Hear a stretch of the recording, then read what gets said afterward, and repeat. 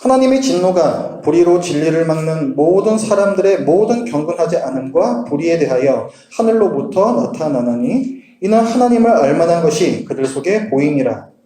하나님께서 이를 그들에게 보이셨느니라. 창세로부터 그의 보이지 아니하는 것들 곧 그의 영원하신 능력과 신성이 그가 만드신 만물에 분명히 보여 알려졌나니 그러므로 그들이 핑계하지 못할지니라.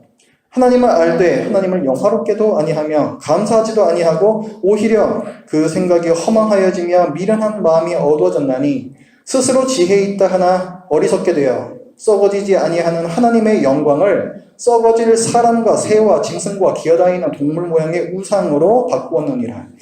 그러므로 하나님께서 그들을 마음의 정욕대로 더러움에 내버려 두사 그들의 몸을 서로 욕되게 하게 하셨으니 이는 그들이 하나님의 진리를 거짓 것으로 바꾸어 피조물을 조물주보다 더 경배하고 섬김이라. 주는 곧 영원히 찬송할 이시로다. 아멘. 이 때문에 하나님께서 그들을 부끄러운 욕심에 내버려 두셨으니 곧 그들의 여자들도 순리대로 쓸 것을 바꾸어 영리로 쓰며 그와 같이 남자들도 순리대로 여자 쓰기를 버리고 서로 향하여 음욕이 부릴 듯하며 남자가 남자와 더불어 부끄러운 일을 행하여 그들의 그릇됨에 상당한 보응을 그들 자신이 받았느니라. 아멘. 자, 로마서는 사도 바울이 로마 교회에 보낸 편지입니다. 로마 교회는 바울이 아닌 다른 누군가에 의해서 세워진 교회입니다. 그래서 아마도 바울은 로마 교회 교인들이 복음을 제대로 알고 있을까 좀 걱정이 되었던 것 같아요. 그래서 바울은 이 편지에서 복음을 자세하게 설명을 합니다. 자, 아픈 사람에게 의사가 필요하죠. 마치 그런 것처럼 복음은 죄인에게 필요하기 때문에 사도 바울은 아주 전공법을 택해요. 사람이 죄인이다. 우리가 얼마나 죄를 많이 지으면서 사는가 그것부터 복음을 풀기 시작합니다. 얼마나 많은 죄들을 짓는가. 우리가 오늘 읽은 본문 밑에 보시면은 29절부터 31절까지 같이 읽어보겠습니다. 시작. 곧 모든 불의, 추악, 탐욕, 악의가 가득한 자여, 시기, 살인, 분쟁, 사기, 악독이 가득한 자여, 수군수군하는 자여, 비방하는 자여, 하나님께서 미워하시는 자여, 능욕하시는 자여, 교만한 자여, 자랑하는 자여, 악을 도모하는 자여, 부모를 거역하는 자여, 우매한 자여, 배역하는 자여, 무정한 자여, 무자비한 자라. 이게 우리의 모습이라는 거예요. 이게. 하나님 앞에서 늘 죄를 지으면서 살아가는 우리 죄가 얼마나 다양하고 많은지 그것을 먼저 얘기를 합니다. 그 많은 죄들 중에서요, 바울은 특히 남자가 남자와 더불어 부끄러운 짓을 하는 것, 또 여자가 여자와 더불어 부끄러운 짓을 하는 것, 동성애라고 우리가 얘기를 합니다. 이 동성애를 대표적인 죄로서 언급을 합니다. 24절 말씀을 보면요. 그러므로 하나님께서 그들을 마음의 정욕대로 더러움에 내버려 두사 그들의 몸을 서로 욕되게 하게 하셨다. 더러운 정욕과 몸을 더럽게 한다. 뭔가 성적인 죄를 지금 얘기를 하고 있는 거죠. 26절부터 말씀을 또 보면요. 이 때문에 하나님께서 그들을 부끄러운 욕심에 내버려 두셨으니 곧 그들의 여자들도 순리대로 쓸 것을 바꾸어 영리로 쓰며 그와 같이 남자들도 순리대로 여자 쓰기를 버리고 서로 향하여 음욕이 부릴 듯하며 남자가 남자와 더불어 부끄러운 일을 행하여 그들의 그릇됨에 상당한 보응을 그들 자신이 받았느냐 이렇게 나옵니다. 지금 읽은 26절 27절의 말씀을 보면은 그 26절 뒷부분에 곧 그들의 여자들도 순리대로 쓸 것을 받고 영리로 쓴다 이런 얘기가 나오죠. 그 밑에 27절에도 남자들도 순리대로 여자 쓰기를 버리고 이렇게 표현했습니다. 굉장히 좀 번역을 좀 이상하게 한 거예요. 이 쓴다라는 이 단어는요, 원래 원문을 보면은 성적인 결합을 의미합니다. 성적인 결합. 그러니까 성행위를 얘기하는 거예요. 그러니까 남자가 순리대로 성행위를 하지 않는다. 또 여자가 또 순리대로 성행위를 하지 않는다. 이것을 지금 얘기를 하는 거예요. 오늘은 동성애에 대해서 얘기를 할 텐데 그 말씀을 드리기 전에 먼저 동성애에 대해서 제가 정의부터 하고 넘어가겠습니다. 동성은 동성 간의 사랑이라고 우리가 그대로 직역을 할 수 있겠죠. 오늘 동성애라고 할 때에는 이를테면 나는 내 뭐 친구 중에 누가 좋아, 같은 동성끼리 이런 걸 뜻하는 게 아닙니다. 동성애라는 것은 동성 간의 육체적 관계, 이걸 갖다가 오늘 의미를 하는 말로 사용을 할 거예요. 동성 간의 육체적 관계, 성행위, 이것을 뜻하는 말로 얘기를 하는 겁니다.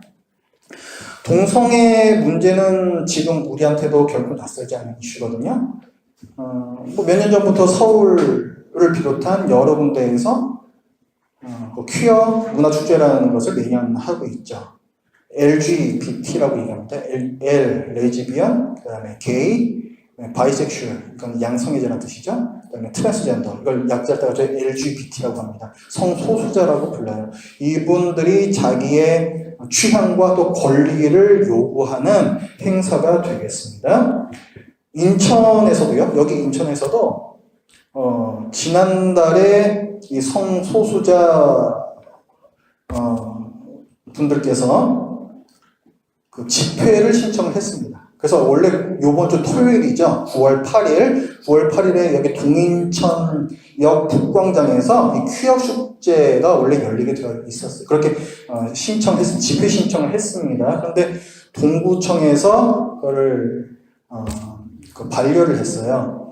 반려를 한 이유는 사실 좀 궁색합니다. 안전 요원과 주차장을 확보하기가 어렵기 때문에 이런 이유로 반려를 했어요. 그래서 지금 이 성소수자 분들께서 이 동구청의 이 처사를 인천시청에다가 행정심판 청구를 한 상태입니다. 그러니까 이렇게 행정 처리를 한 것이 맞느냐, 그것을 가려달라고 시청에다가 지금 요청을 한 상태예요. 그래서 10월달, 다음 달 초가 되면 아마 결과가 나올 겁니다. 과연 동성애는 개인 취향의 문제이고 또한 개인의 권리인가? 또 이 동성애라는 것은 그저 당사자들이 서로 좋아서 하는 거니까 제3자에게 특별히 주는 피해가 없으니까 우리는 그것을 그저 그냥 받아들여야 하는가? 동성애에 대해서 우리가 안 좋게 말하는 것은 과연 개인의 자유와 인권을 침해하는 것인가? 동성애는 죄인가? 또 구체적으로 만약 우리 교회에 동성애자가 오신다면 우리는 그분을 받아줘야 하는가? 여러분 주위에 어떤 누군가가 여러분의 가족이 될 수도 있고 친척이 될 수도 있고 친구가 될 수도 있어요. 어떤 분께서 여러분에게 당신은 동성애에 대해서 어떻게 생각하십니까? 기독교인들이 반대하는데 거기에 대해서 어떻게 생각하십니까? 라고 물었을 때 여러분들은 대답할 준비가 되어 계십니까? 제가 이 자리에서 한번 여쭤봅니다. 만약에 거기에 대한 대답이 명확치 않으시다면 오늘 이 시간을 통해서 그 대답을 갖고 가시기 바랍니다. 자, 성경이 동성애에 대해서 뭐라고 말하는지 한번 보겠습니다. 자, 아까 우리가 26절과 27절을 읽었어요. 여자와 여자 간의 동성애, 그 다음에 남자와 남자 간의 동성애에 대해서 지적하는 것을 우리가 봤습니다. 근데 이것이 무엇 때문에, 무엇의 결과인가? 성소수자분들은 동성애를 선천적인 것이다, 또 개인적 취향의 문제다라고 얘기하는데 성경은 뭐라고 얘기하는가? 26절 말씀을 보시면요. 이 때문에 하나님께서 그들을 뭐라고 얘기합니까? 부끄러운 욕심에 내버려 두셨으니, 이렇게 되어 있죠. 그래서 여성들 간의 동성애와 남성들 간의 동성애가 있다. 27절에도 그 내용이 나오죠. 그와 같이 남자들도 순리대로 여자쓰기를 버리고 서로 향하여 뭐 때문에 음욕이 부릴 듯하며 남자가 남자와 더불어 부끄러운 일을 행한다, 이렇게 나와있죠. 그러니까 26절과 27절에서는 이 동성애의 원인이 뭐라고 얘기하고 있는 거예요? 부끄러운 욕심, 음욕, 정욕, 이렇게 얘기를 하고 있는 거예요. 이 24절에 보면 그 정욕이라는 표현이 나옵니다. 그러므로 하나님께서 그들의 마음에 정욕대로 더러움에 내버려 두사 그들의 몸을 서로 욕되게 했다. 그 동성에 대한 말씀이거든요. 그러니까 여기 보면 이제 그들을 마음의 정욕대로 뒀는데, 이 정욕이라는 이 단어의 원래 의미는요, 무언가를 간절하게 원한다라는 건데, 특히 금지된 것을 간절히 원할 때 이 단어 씁니다. 원문에서 보면은. 그러니까 지금 우리가 봤던 뭐 부끄러운 욕심, 음욕, 정욕 이런 것들은 금지되어 있는 뭔가를 간절히 바라는 거예요. 그러니까 우리가 흔히 말하는 개인 취향, 이거하고는 전혀 다른 의미입니다. 성경에서는 그렇게 말씀해요.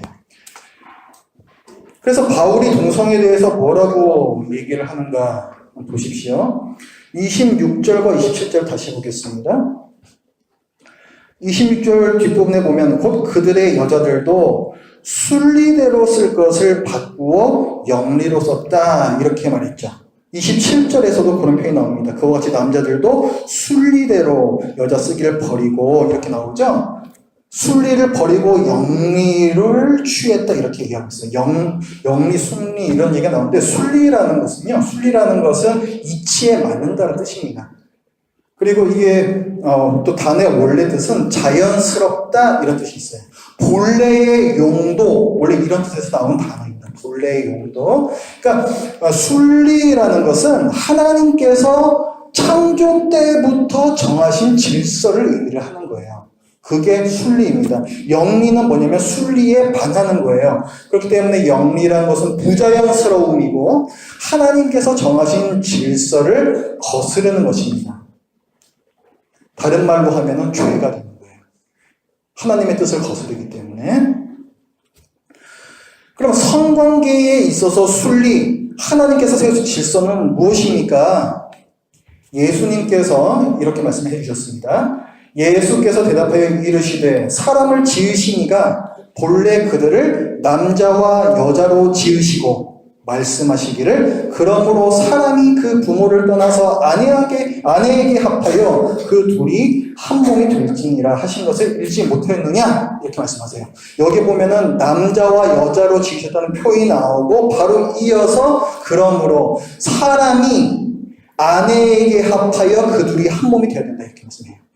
그러니까 결혼 제도를 제정하시는 건데 사람이 아내에게 합해야 된다. 한 사람이 한 아내와 합해야 한다라고 했는데 그 앞서서 남자와 여자를 지으시고 이렇게 지금 이어지는 거죠. 그러니까 지금 한 사람은 누굴 뜻하는 거예요? 남자를 뜻하는 것이고 아내는 누굴 뜻하는 거예요? 여자를 뜻하는 거예요. 이 말씀에서 명확하게 나오는 거죠. 그 둘이 한 몸이 될지니라. 남자와 여자 일부 일처제 하에서의 성관계 한 몸이 되는 것만 정당하다. 이것이 순리다라는 거예요. 그러니까 우리가 성관계에 성적인 문제에 있어서 항상 이 기준으로 보면 됩니다. 남녀 간의 결혼 관계에서 있는 어떤 성행위야, 그거는 정당한 거예요. 그런데 이 관계를 벗어난 모든 행위들은 다 하나님께서 보시기에 죄입니다. 예를 들어서 뭐 혼전, 순결의 문제가 있죠. 요즘 사람들은 전혀 그런 개념들이 거의 점점 없어지고 있는 것 같아요. 근데 성경적인 지금 읽은 이 말씀에서 보면 어떻습니까? 이 육체적인 관계는 어느 관계에서만 가능하다? 결혼한 남자와 여자 사이에서만 가능하다고 규정을 예수님께서도 하시고 계세요. 이게 창조 질서라는 거죠. 이것이 아니면은 혼전 순결 같은 문제도 결혼하기 전에 순결을 지키지 못했다라고 하면은 그건 죄라는 거예요. 성관계라는 것은 결혼한 남녀 사이에서만 누릴 수 있는 복입니다. 복이에요, 이것은. 결혼한 남녀 사이를 벗어난 성관계는 모두 영리이고 간음이고 죄입니다. 히브리서 13장에서도 이렇게 얘기해요. 모든 사람은 결혼을 귀히 여기고 침소를 더럽히지 않게 하라. 음행하는 자들과 이제 결혼을 귀히 여기지 않는 사람들에서 나오는 거예요. 결혼 밖에 있는 관계에 대해서 얘기하는 겁니다. 그럼 다 음행이라고 간음이라고 얘기해요. 음행하는 자들과 간음하는 자들을 하나님이 심판하시리라 말씀합니다. 이런 기준에서 남녀가 아닌 동성끼리 성관계를 맺거나 혹은 결혼하는 것은 아무리 당사자들 간에 애정이 깊고 헌신되어 있다고 할지라도 그것은 죄가 됩니다. 자, 그러면은 동성애자 분들의 자유와 인권에 대해서는 우리가 어떻게 봐야 될까요? 자, 인간은 자유와 인권을 마땅히 존중받아야 합니다. 자유와 인권을 존중받아야 하는 그 이유는 어디에 있습니까? 그 이유는 인간의 존엄성이 있어요. 인간은 존엄하기 때문에 그의 자유와 권리를 존중받아야 되는 거예요. 그러면 인간의 존엄성이라는 것은 도대체 어디에 뿌리를 갖고 있는 것인가? 그걸 알아야 되겠죠. 단순히 우리가 사람이기 때문에 우리는 존중받아야 하는 것입니까? 그럼 원숭이들 사이에서도 지네들끼리 우리는 원숭이들은 존중을 받아야 해. 이렇게 정하면 우리가 그것을 그냥 존중해 줘야 되는 건가요?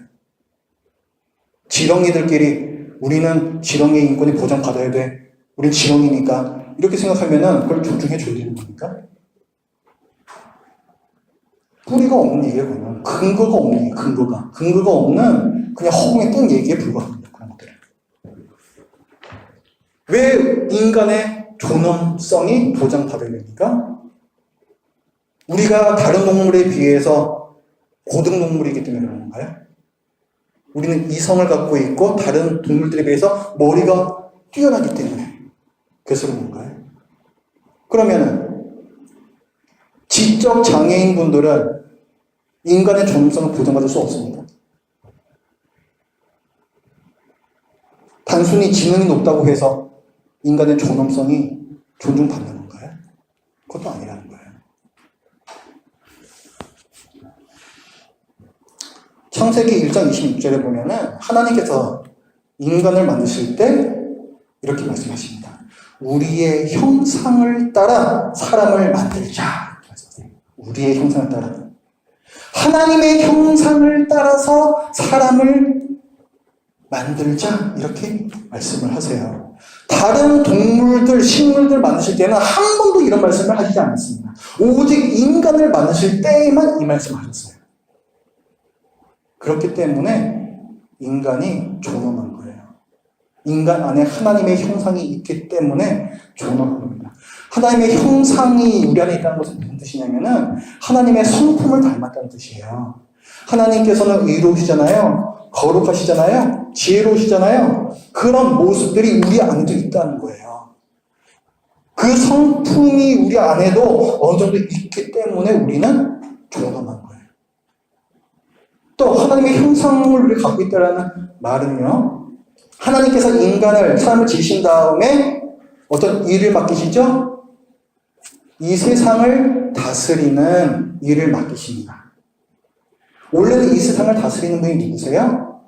하나님이시란 말이에요. 하나님이 왕이시란 말이에요. 그런데 사람에게 그 왕이 할 일을 위임해 주신 거예요. 그 사람은 부왕이라고 할 수 있어요. 부왕. 진짜 왕, 부왕이라고 할 수 있어요. 그렇기 때문에 사람이 하나님의 형상을 갖고 있다라고 얘기하는 거예요. 다스리는 권세를 갖고 있기 때문에. 또 하나님의 형상을 우리가 갖고 있다는 말은 뭘 뜻하는 거냐면은 하나님은 삼위일체 하나님이시죠.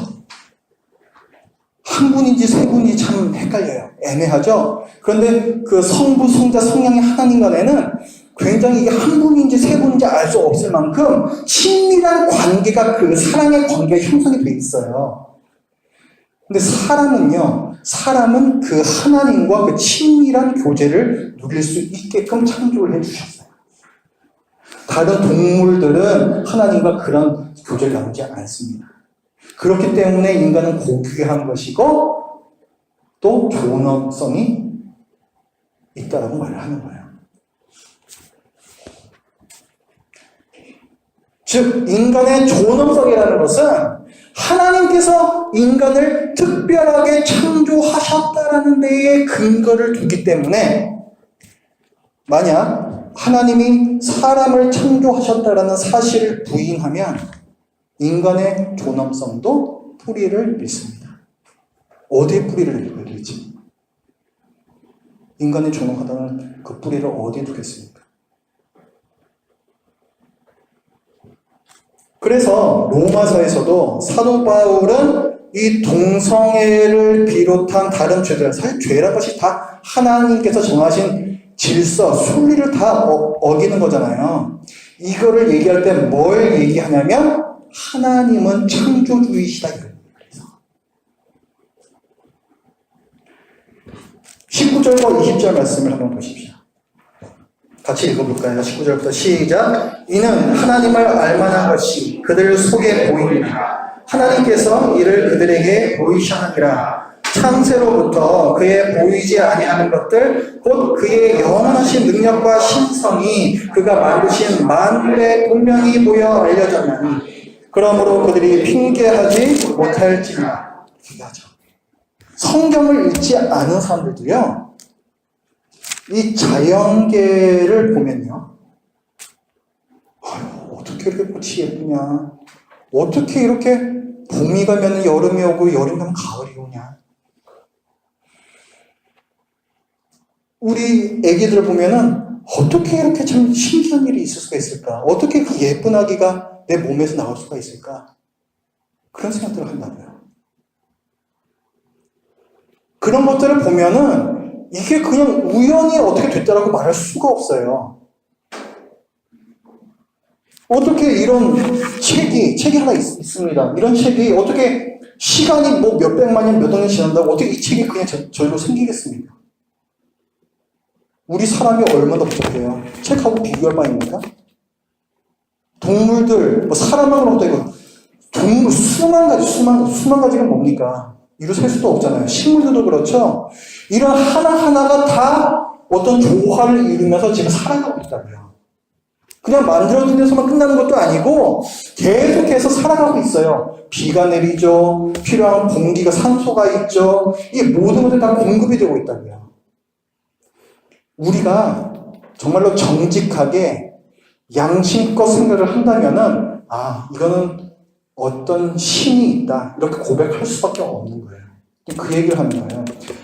보이지 아니하는 하나님의 신성과 능력, 우리가 이해할 수 없는 그 신의 성품과 능력, 전능하심이 이 모든 만물, 하나님께서 만드신 이 모든 것 안에, 그 안에 다 있다는 거예요. 우리가 조금만 보면 누구나 다 알 수 있다는 거죠.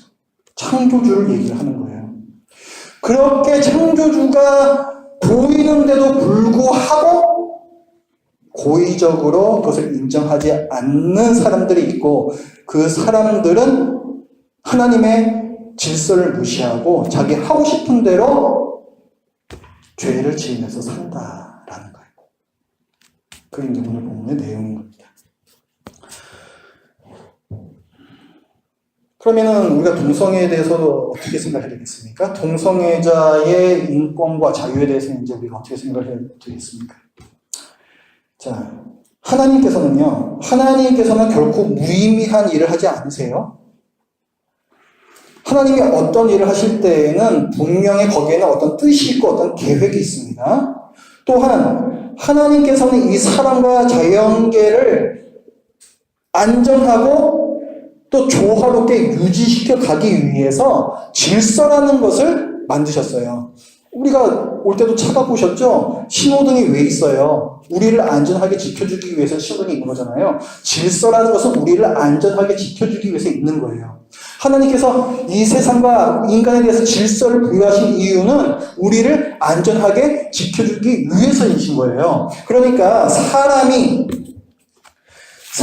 어떨 때 존엄성을 인정을 받느냐? 사람이 창조주 하나님의 뜻과 계획과 하나님께서 정하신 그 질서 안에 있을 때에야 존엄성 얘기를 할 자격이 있는 거예요. 그때. 하나님의 뜻과 계획과 질서를 어긋난 상태에서 인간의 존엄성을 얘기할 자격이 없어요. 그러면 하나님의 뜻과 계획과 질서는 어디에 나와 있습니까? 성경에 나와 있죠. 성경이 동성애를 하나님의 뜻을 거스르는 영리이고 죄라고 분명히 규정하고 있다면 그러면은 우리는 결코 동성애를 개인 취향이나 자유와 인권의 이유로 존중할 수 없습니다. 결코 그렇게 할 수 없어요.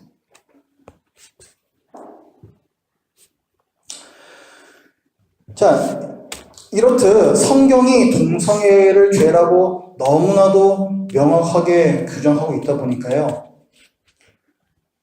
우리 그 교회 안에서도요, 또 신학자들 중에서도요, 동성애를 지지하는 분들이 있거든요. 그럼 그분들도 만약에 신학자라고 하면 당연히 성경을 근거로 얘기를 해야 될 거 아니에요. 그럼 그분들은 어떤 논리를 펴야 동성애를 지지할 수 있겠습니까?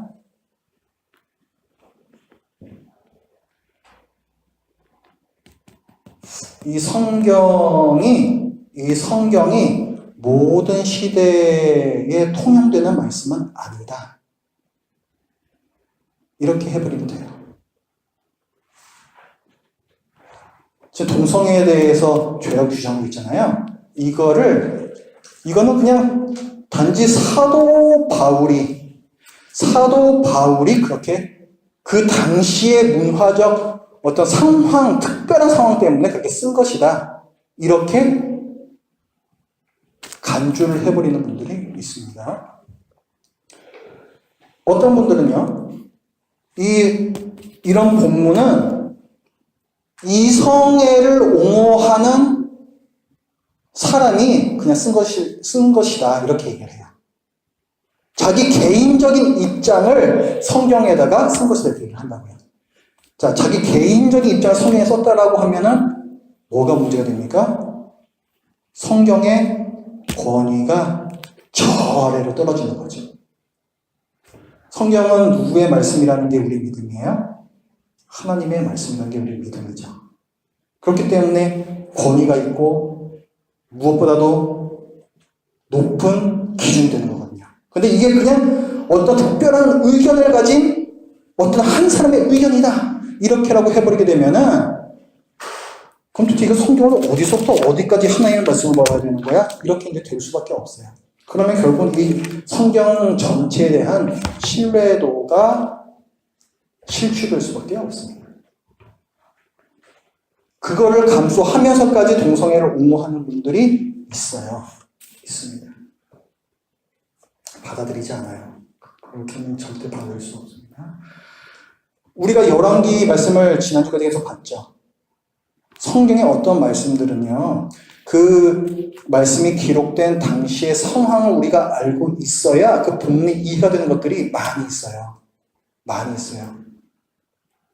근데 그걸 지나쳐가지고 엄한 데다가 그런 원리를 갖다가 들이밀게 되면은 성경이 아주 이상해져 버린다고요.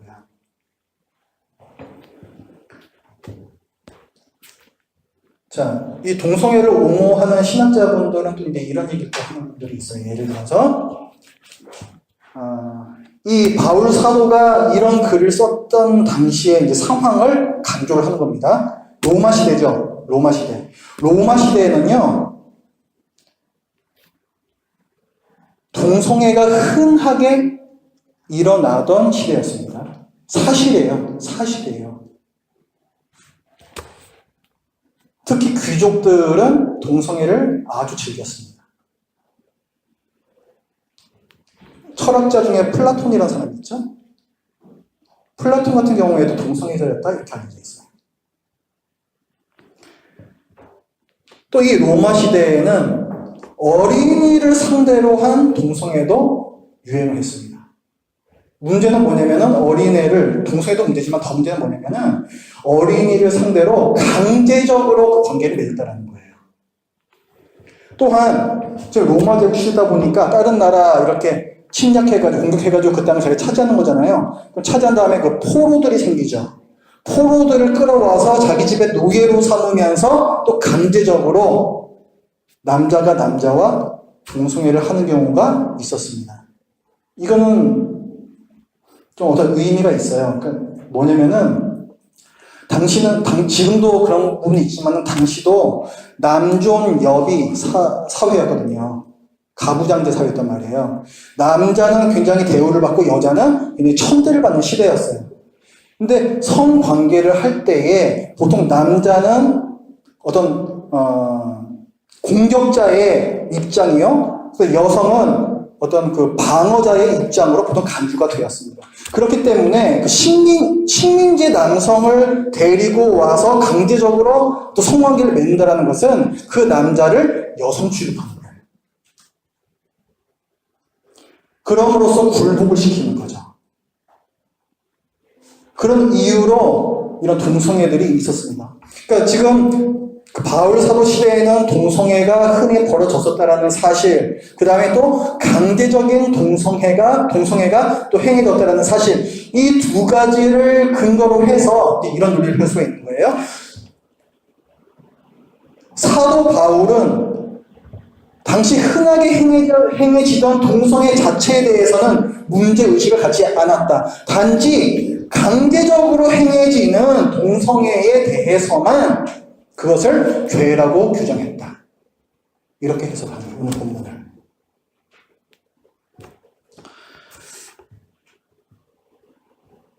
그런데요, 이런 어떤 사회적 정황이 분명히 사실인 건 맞는데, 그럼에도 불구하고, 우리가 본문을 아무리 읽어도, 아무리 그 앞뒤 문맥을 또 봐도, 그 어디서도 이런 특수한 상황, 강제적인 동성애에 대한 상황이라는 단어는 물론이요, 어떤 암시조차도 찾을 수가 없어요. 여러분들 지금까지 이 로마서 1장 읽으시면서 그런 식으로 생각해 보셨습니까? 이거는 그냥 일반적인 동성애로 보는 그것이 자연스러운 거고, 또 그렇게 자연스럽게 읽혀요. 사도 바울이 이런 복잡한 어떤 굉장히 논리를 가지고서 이 로마서를 갖다 지금 자기도 모르는 사람들한테 보냈을까요? 편지는 편지인 거예요. 그냥 읽었을 때 자연스럽게 이해가 되는 그것이 본뜻인 겁니다.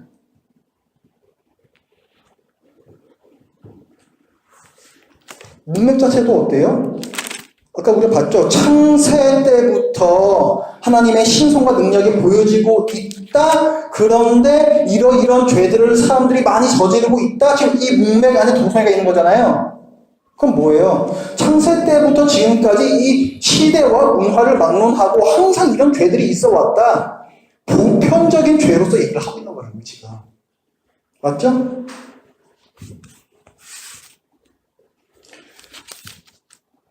그러면은 또 구약과 신약 다른 성경에서는 뭐라고 말할까요? 정말로 이 바울이 어떤 특수한 상황에서 말한 거라면은 그럼 다른 성경에서는 동성애를 지지하는 뭔가 그런 좀 분명히 나와야죠. 최소한 동성애를 반대하지 않아야죠. 그러면 딴 데서는. 근데 구약 성경을 보면은 여러분 소돔과 고모라 잘 아시죠? 거의 이제 유황불로 멸망을 당한단 말이에요. 근데 멸망을 당하기 전에 그 천사들이 그 성으로 들어가죠. 롯을 빼오기 위해서. 근데 그 소돔 성이 굉장히 악한 성이라는 것을 보여주는 하나의 사건을 그때 이 성에서 기록한단 말이에요. 창세기 19장에서. 그게 뭐예요? 그 천사들을 우리에게 내줘. 그 마을 사람들이 몰려가지고 그렇게 계속 그대로 난리를 칩니다. 동성애 관계를 맺겠다라는 거거든요. 그러니까 이 동성애를 죄의 예로서 제시를 하는 거죠. 또 레위기 18장. 레위기는 어떤 책이에요? 창출래.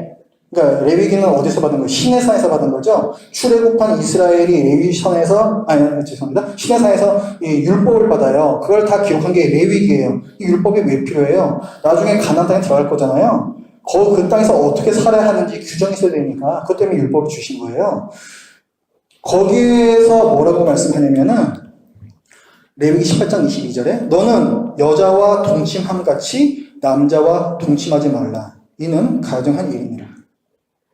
동성애를 금지하고 있어요. 왜 이런 말씀을 주셨냐면은 가나안 땅에 들어가야 되는데 이 가나안 땅의 원주민들도 동성애를 흔하게 행하고 있었어요.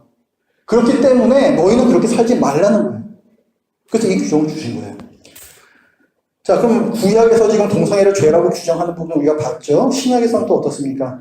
자, 디모데전서 1장 10절에서는 또 이렇게 얘기합니다. 율법은 음행하는 자와 남색하는 자와 인신매매를 한 자와 거짓말한 자와 거짓 맹세한 자와 기타 바른 교훈을 거스르는 자를 위함이니 죄지은 자들을 위해서 율법이 있는 거다 이렇게 얘기를 하는데 그 중에 남색하는 자라는 게 나와요. 남색이 뭐냐면은 남성 동성애 연애자를 동성애자를 뜻하는 거예요. 남색하는 자가. 고린도전서 6장 9절에도 그 표현이 또 나옵니다. 불의한 자가 하나님의 나라를 유업으로 받지 못할 줄을 알지 못합니다. 하나님의 나라를 받지 못하는 큰 죄에 대해서 얘기하는데요. 미혹을 받지 말라. 음행하는 자나 우상 숭배하는 자나 간음하는 자나 탐색하는 자나 남색하는 자나. 탐색하는 자, 남색하는 자 이렇게 나오죠? 남색하는 자가 또 나왔어요.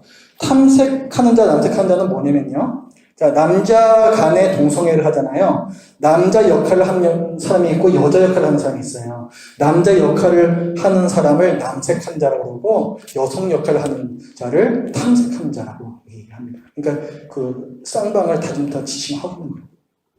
그런 사람들 어떻대요? 불의한 자가 하나님의 나라를 유업으로 받지 못할 줄을 알지 못하는 거예요. 엄격하게 경고하시는 거예요.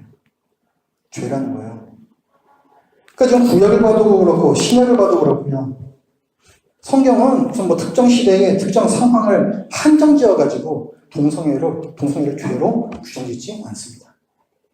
성경은 모든 시대에서 모든 형태의 동성애를 죄로 규정하고 있습니다. 동성애를 지지하는 신학자들이 나름대로 어떤 근거를 찾아야 되잖아요. 그렇죠? 지지하려면 승리된 근거를 찾아야 되잖아요. 그래서 이분들이 어떤 주장을 하냐면은, 다윗과 요나단도 동성애자였다? 이렇게 얘기합니다. 요나단이 누구예요? 사울의 아들이죠? 사울 왕이 다윗을 미워한단 말이에요. 자기가 있는 이 왕자리를 다윗이 나중에 이제 딱 올라설 걸 아니까 미워한단 말이에요. 그래서 계속 다윗이 미움을 받다가 떠나죠.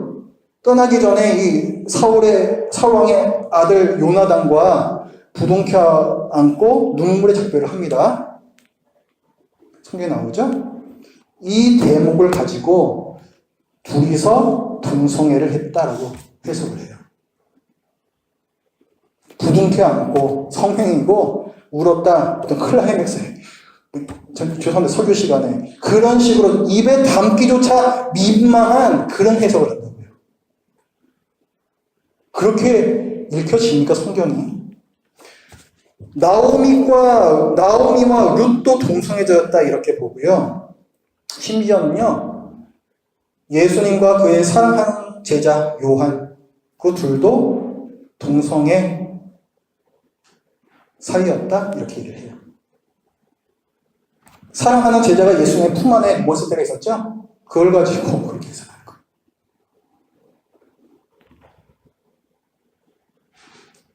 너무 지저분합니다. 뭐 좋아요. 주장하는 내용이 지저분해도요. 논리가 있고 일리가 있으면은 그래도 생각해볼 가치가 있죠. 그렇죠? 저는 뭐 동성애를 지지하는 목회자분들이나 신학자분들이 그 주장하는 그 근거를 저는 유심히 봅니다. 그리고 저는 어떤 그런 반대 진영의 주장을 볼 때에도 되도록이면은 좀 중립적으로 보려고 노력을 해요. 저도 어떤 편견에 잡혔을 수도 있으니까. 뭔가를 주장하는 데서 가장 중요한 것은 근거와 논리입니다. 그래도 주장이 성립이 되는 거예요. 근거가 있어야 되고 논리가 있어야 돼요.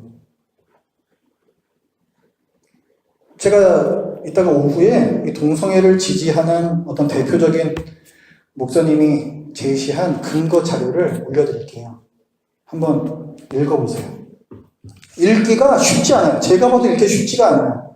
그걸 보면은 이 성경을 기록한 당시의 사회를 아주 면밀히 분석해서 대단히 학술적이고 방대한 연구의 결과인 것처럼 보여요. 근데 잘 보면요. 그 문단과 문단 사이에 수많은 가정들을 전제합니다. 그게 읽기가 힘든 거예요. 근거가 계속 잘 나와 있으면 쭉 따라가면 읽혀지거든요. 이건 너무 많은 가정과 전제들이 그안에 끼어들어 있기 때문에 넘어가지가 않아요. 주장이. 논리의 비약이 있습니다. 이건 뭘 말하는 거예요? 그만큼 근거가 빈약하다는 거예요. 동성애를 지지하는 제가 지금까지 봐왔던 대부분의 주장들은 이미 동성애가 자연스러운 것이라는 전제를 가지고 또 동성애를 지지하려는 의도를 이미 가지고 매우 흔치 않거나 아주 예외적이거나 거의 중요하지 않은 어떤 사실을 가까스로 찾아서 자기의 주장을 뒷받침하는 아주 놀라운 증거인 양 그렇게 억지로 끼워 맞추는 것으로밖에 안 보입니다. 이따 한번 직접 보셔요. 자, 그럼 좀 구체적인 문제로 한번 가볼까요? 우리 교회는 동성애자를 받아줍니까? 받습니다. 우리 교회는 동성애자라고 차별 대우하지 않아요.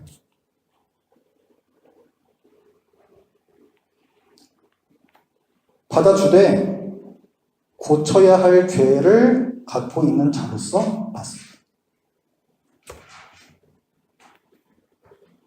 제가 몇 주 전에 한번 설교한 적이 있었는데, 자, 예를 들어서 교회 안에서 도둑질이 있었다. 누가 핸드폰을 잃어버렸다. 그런데 그 핸드폰을 누가 갖고 왔는지 알아냈다. 그런 경우에 교회에서는 뭘 한다 그랬습니까? 7이라는 걸 한다 그랬어요. 7이. 징계 7이라는 게 있다고 그랬어요. 기억나세요, 여러분?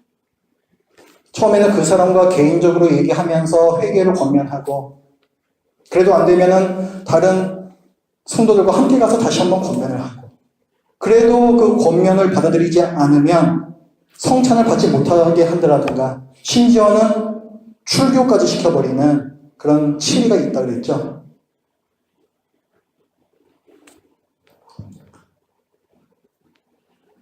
죄를 인정하고 회개하게끔 해야 되는 거예요, 교회는.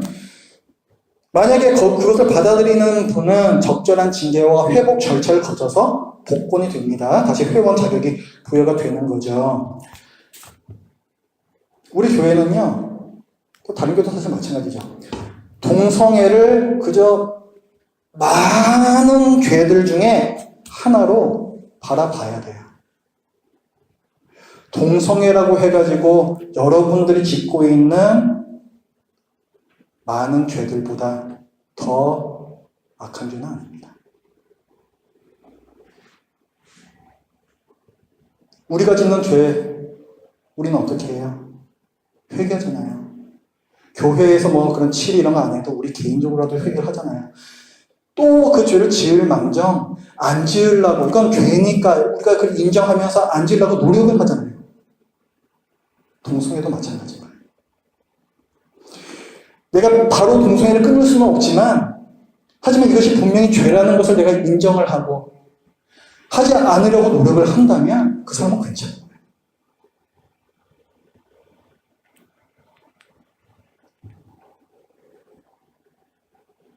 우리는 동성애를 더 특별한 죄로 차별 대우하지 않습니다. 동시에 동성애를 다른 죄들보다 더 가벼운 죄로 차별 대우하지도 않아요. 동성애는 다른 죄들과 마찬가지로 회개하고 회복되어야 할 죄입니다.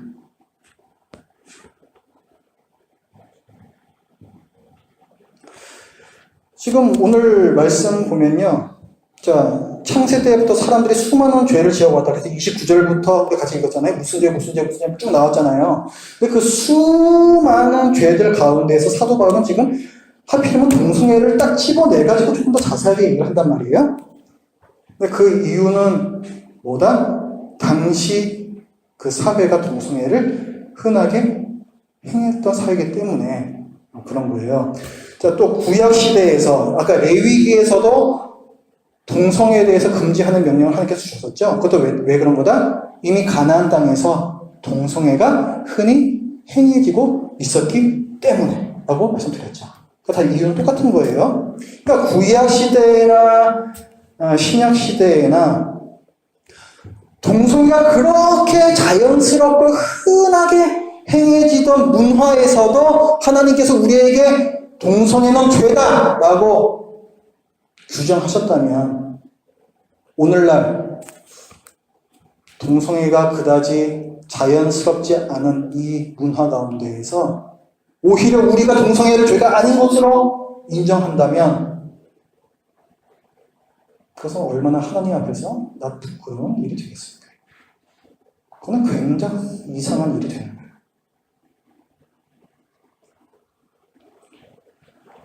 우리는 동성애를 죄가 아니다라고 말해서는 안 됩니다.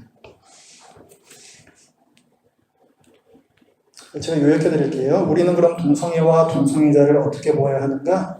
동성애는 죄예요. 우리가 짓는 죄와 별다를 것 없는 죄입니다. 그렇기 때문에 우리는 동성 간의 성행위에 대해서 결코 미화하거나 죄가 아니라고 주장해서는 안 돼요.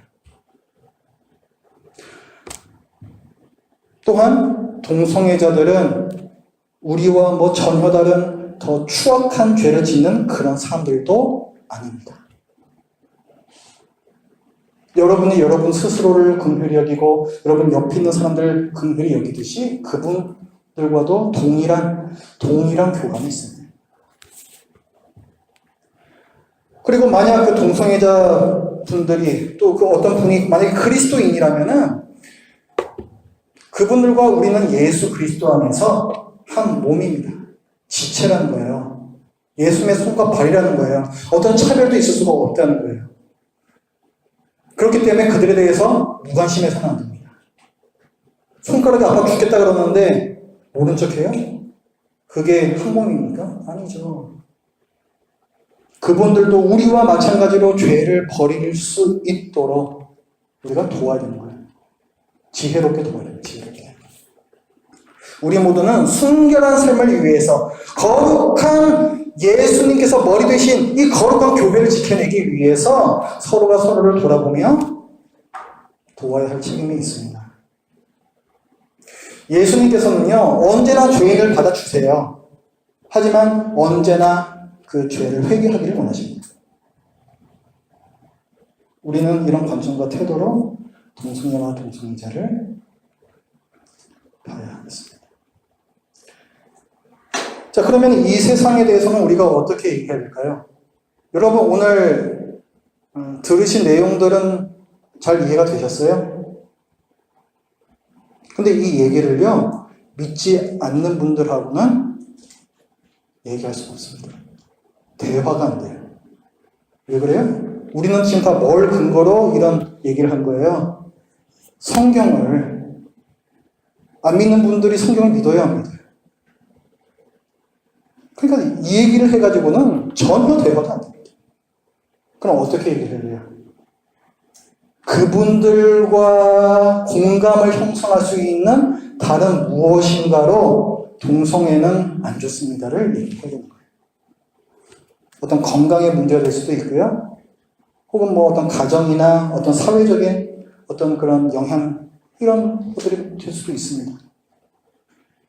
이런 것들은 또 그 관련 분야의 전문가분들께서 연구를 많이 해 주셔야 돼요. 그 동구청처럼 안전요원이 부족하고 주차장이 부족해서 이렇게 궁색한 얘기를 하면요, 안 된다고요.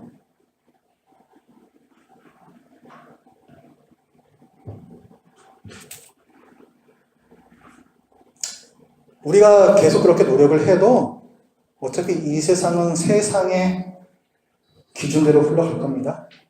지금까지 늘 그래왔듯이 이 세상의 많은 사람들은 또 죄를 지으면서 살게 될 거예요. 하지만 그럴지라도 우리는, 최소한 우리는 옳지 않은 것은 옳지 않다라고 알고 또 그렇다라고 얘기할 수 있어야 됩니다. 비록 우리가 마이너가 될지라도.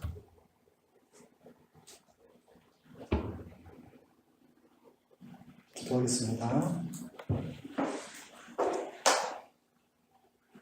하나님 아버지, 많이 혼탁하고 모든 기준이 무너져가고 있는 이 시대에 우리가 동성애 문제에 대해서 살펴봤습니다. 저희들이 먼저 성경을 근거로 하여서 동성애에 대한 또 동성애자 분들에 대한 올바른 관점을 가질 수 있도록 하여 주시고, 또한 이 세상에서 저희들 입술 가운데 믿지 않는 분들과 또 이 동성애가 결코 옳은 것이 아니라는 것을 얘기할 수 있는 그 지혜를 허락하여 주시옵소서.